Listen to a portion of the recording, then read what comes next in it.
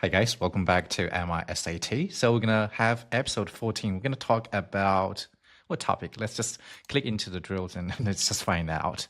So we're gonna talk about the circles and radians. Let's just click and get in. All right, so before we check the problems out, we're gonna take a look at the chapter in the textbook. So we're on the page, and the biggest thing that you wanna know about a circle is this equation over here, all right? And you have to understand what it means. So the center is h and k. So h stands for the x point of the center, and k stands for the y point of the center, and r is a radius. All right. When you have an equation in this form, it is the shape of a circle, right? And then the center should be 4, -1, because y plus 1 can be written as y minus a -1, right? So you always have to follow the form over here. The minus mark is always the trouble. So once you get that around in your head, you don't have any trouble with that anymore. So the center is 4, -1. The radius is not 49 because the form is r squared is equal to 49. Then r should be 9. Then r should be 7, right? 7 times 7 is 49. It cannot be -7 because the radius cannot be a negative number. All right, so that's the biggest thing that you want to keep in your mind. Sometimes SAT might make bigger trouble for you because it's not going to give you this form directly. It's going to give you this form in disguise. You have to do your own maneuver to get it into this shape. All right, let's just reorder this thing as x squared minus 6x, right? So let's get an eraser. Minus 6x plus y squared plus 8y is equal to 11. I just reordered it. I didn't do anything else. And then if we want to get a square, we have to put it an extra 9 over here, right? So x squared minus 6x plus 9. This part is going to be x minus 3 squared.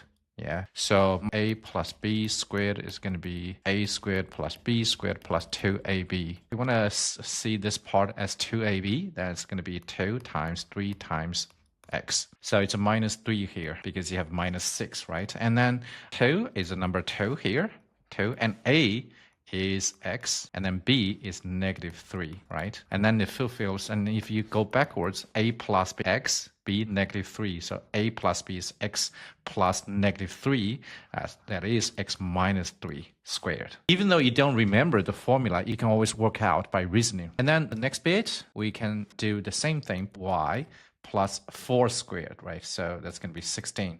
That's half of 8 squared.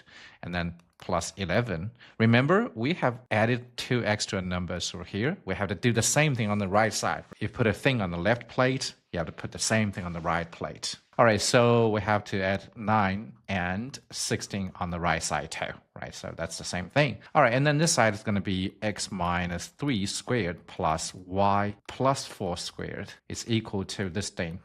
This thing here is 36. So 36 is going to be 6 squared. And then the circle has a center at 3, -4, and the radius is 6. Yeah, that's a bit of extra trouble that SAT might bring in front of you. So you have to know how to order this thing into the shape of the formula that we have learned from the textbook. Some extra things over here. So the first thing is the arc length and the sector area. Let me just draw a circle here. I don't have the shape still. I will move that tools into the textbook too. The tools actually are in the notes already. So let's just draw a circle. Let me try my best. Not very good at drawing a circle.